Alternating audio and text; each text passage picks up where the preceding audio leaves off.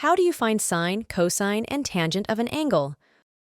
Using either acute angle in a right triangle, you identify the opposite and adjacent side to calculate the value of sine, cosine, or tangent. Let's consider some examples. Say you have a right triangle ABC. You are given the side lengths and the angles. The angle at A is 30 degrees. Angle B is a right angle, and angle C is 60 degrees. The lengths are AB is √3, BC is 1, and AC is 2. You're going to find the sine, cosine, and tangent of the 30-degree angle by hand. You can always take a calculator to figure it out, but here, we're going to show you where the values actually come from. So, you start off by finding sine of 30 degrees. That means you take the length of the opposite side, in this case BC, divide it by the length of the hypotenuse, AC. This gives 1/2. Next up is cosine of 30 degrees. Now you take the length of the adjacent side, AB, and divide it by the hypotenuse, AC. This gives you the square root of 3/2. Finally, tangent of 30 degrees is found by taking the length of the opposite side, BC, and dividing it by the length of the adjacent side, AB, which is 1 over the square root of 3. So, you found the sine, cosine, and tangent of a 30-degree angle. Now, what about calculating the sine, cosine, and tangent of the 60-degree angle, C? Well, the approach is the same.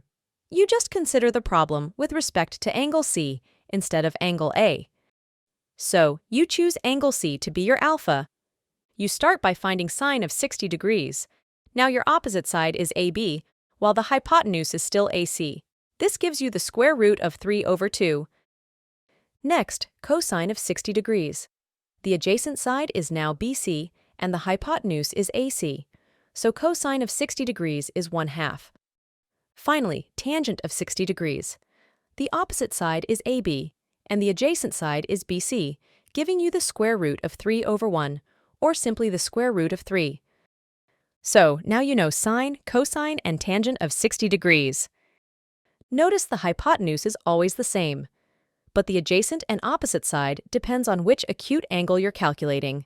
Let's wrap this up by looking at an example using a different triangle.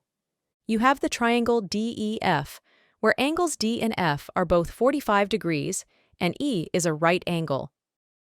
The lengths of the edges are the following. Both DE and EF are 1, and DF is √2. You're going to find sine, cosine, and tangent for one of the 45-degree angles. Because they're the same size, it doesn't matter which one you choose. You start off with sine of 45 degrees. It's the length of the opposite side divided by the hypotenuse, in this case EF over DF. This gives you 1 over the square root of 2. Next, cosine of 45 degrees. You take the length of the adjacent side divided by the hypotenuse, in this case DE over DF. This also equals 1 over the square root of 2. Finally, let's find tangent of 45 degrees. You take the length of the opposite side, divide it by the adjacent side, in this case EF over DE. That's quite simple, 1 over 1 giving 1. And now you have found the sine, cosine, and tangent of a 45-degree angle. All this works, but why do it? Well, these powerful relationships can be used to find unknown lengths of sides or angles. You'll see how in the following videos. Using either acute angle in a right triangle, you identify the opposite and adjacent side to calculate the value of sine, cosine, or tangent.